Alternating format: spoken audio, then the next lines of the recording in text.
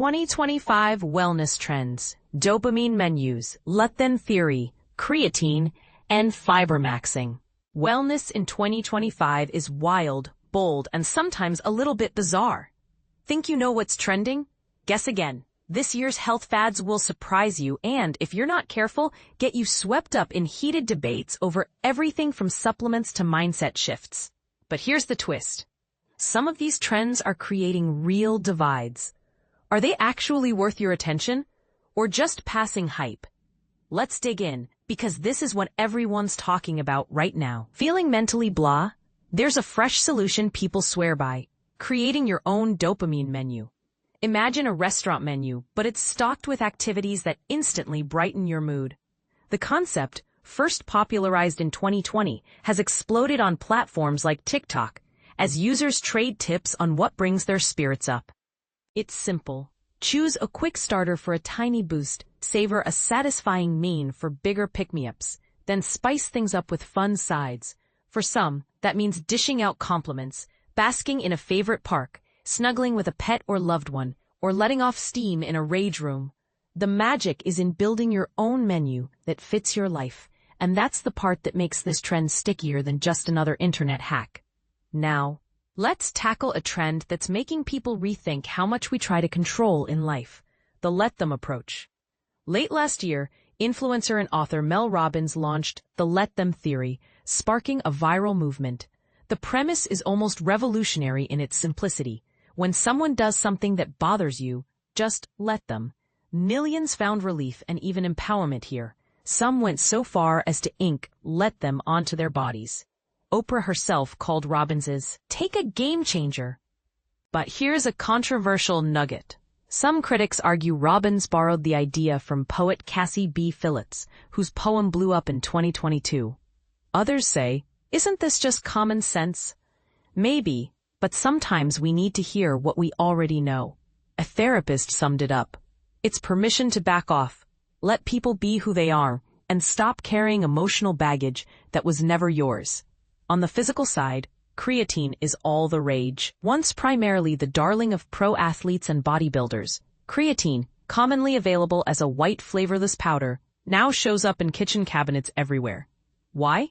It gives a boost for short, powerful bursts of activity, like sprinting or pumping heavy iron.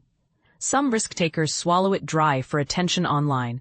Experts say don't, you might choke. But here's the tricky part. Despite viral claims that creatine will turn you into a muscle machine, science says its main benefit is simply more energy for hard workouts. That extra energy might help you train harder and thus possibly build more muscle, but don't think it's magic powder. For most healthy adults, creatine is safe and effective, but the muscle-building hype might be a bit overblown. Does that change your opinion? Beauty is also seeing a shakeup. Ever heard of the deep plane facelift? Social media went wild when Kris Jenner's remarkably smooth face turned heads at a Paris party. Many wondered if she opted for this advanced surgical procedure, which works with deeper facial tissues than traditional facelifts and often delivers longer-lasting results. But here's the thing. These facelifts can cost anywhere from $30,000 to $100,000, dwarfing the typical facelift price tag. Jenner hasn't confirmed anything, but with so many speculating, it raises the question. How far should we go and spend for youthfulness? Is transforming your appearance worth that investment? Let's hear your take. Next up, psyllium husk is being hyped as an affordable, natural alternative to medications like Ozempic. Social media influencers call it nature's Ozempic, claiming it'll curb appetite and boost health for a fraction of the price. Nutrition experts warn this comparison is way oversimplified. Derived from a desert plant, psyllium is essentially a powerful form of soluble fiber, the same kind found in Metamucil and similar laxatives. It can help lower LDL cholesterol, keep you fuller for longer, and keep digestion moving. Not a fan of psyllium's thick gel-like texture? Don't worry, regular fruit, veggies, and beans are also excellent fiber sources. And here's where it gets even trendier. Fibermaxxing has entered the chat.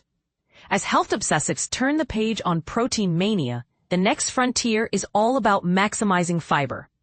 Social media is buzzing with people challenging themselves and friends to fit in as much fiber as possible, sometimes with the help of supplements, other times simply by eating more oatmeal and apples. One study even found that a fiber-rich diet supports heart health and helps prevent diseases like type 2 diabetes and colorectal cancer. But what do you think? Is guzzling fiber drinks and obsessing over grams per day actually sustainable?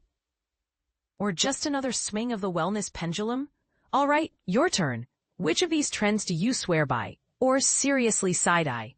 Is let them a breakthrough, we're just a recycled platitude? Is boosting fiber the next big thing, or will we all be back on the protein bandwagon by next year? Sound off with your thoughts, whether you agree, disagree, or want to toss in a take no one said yet. We're here for the controversy.